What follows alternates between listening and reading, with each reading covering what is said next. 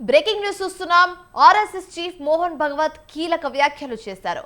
సంఘ్ పరివార్ తొలి నుంచి రాజ్యాంగం నిర్దేశించిన అన్ని రిజర్వేషన్లకు మద్దతుగా నిలుస్తుందని తెలిపారు.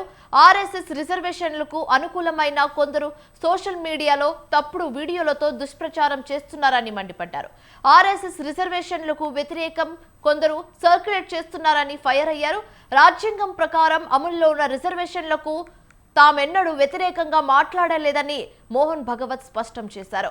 అవసరమైనంత కాలం రిజర్వేషన్లు కొనసాగించాలనేది ఆయన తేల్చి చెప్పారు.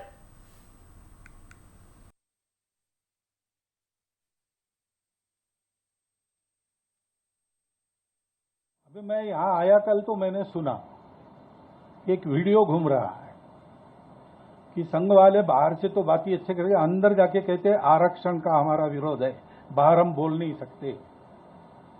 अभी एकदम असत्य बात है, गलत बात है। जब से आरक्षण आया है तब से संविधान सम्मत सारे आरक्षण को संघ पूर्ण समर्थन देता है और संघ ये कहता है कि आरक्षण जिनके लिए है उनको जब तक आवश्यक लगेगा या सामाजिक कारणों से दिया गया है वो भेदभाव जब तक है तब तक ये आरक्षण जारी रहना चाहिए। अभी मैं यहाँ आया कल तो मैंने सुना एक वीडियो घूम रहा है कि संघ वाले बाहर से तो बात ही अच्छे करके अंदर जाके कहते आरक्षण। రేవంత్ రెడ్డి ఆర్ఎస్ఎస్ పై తీవ్ర విమర్శలు చేశారు. ఆర్ఎస్ఎస్ 10 ఏళ్ల క్రితమే రిజర్వేషన్లు రద్దు చేయాలనే లక్ష్యాన్ని పెట్టుకుందన్నారు. అదే విధానాన్ని కేంద్రంలోని బీజేపీ అమలు చేస్తుందన్నారు.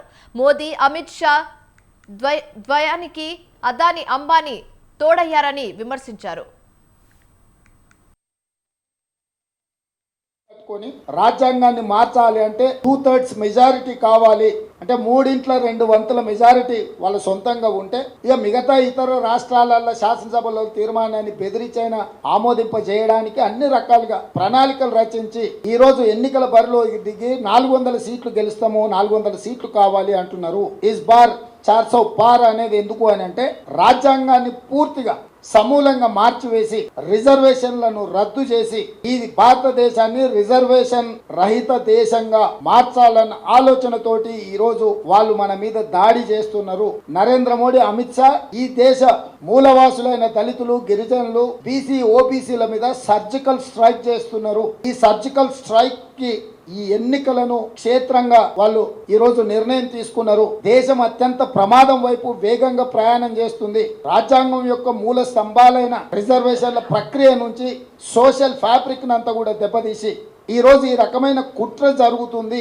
ఈ కుట్రను తిప్పికొట్టడానికి మేము ప్రయత్నం చేస్తుంటే రాహుల్ గాంధీ గారి మీద అమిత్ షా, నరేంద్ర మోడీ గారు ఏ రకమైన దాడులు చేస్తున్నారంటే కాంగ్రెస్ పార్టీ అధికారంలోకి వస్తే హిందువుల ఆడబిడ్డల మెడలో ఉన్న తాలి పుస్తలు కూడా గుంజుకుంటారు, మీ ఆస్తులను గుంజుకొని ఇతరులకు పంచిపెడతారు, మీకు 2 ఇల్లు ఉంటే ఒక ఇల్లు గుంజుకుంటారు. ఇలాంటి బాధ్యత రహితంగా ఒక ప్రధానమంత్రి, కేంద్ర హోంశాఖ మంత్రిగా ఈ రోజు వాళ్ళు మాట్లాడుతున్నారు. రాజ్యాంగాన్ని సమూలంగా మార్చాలని.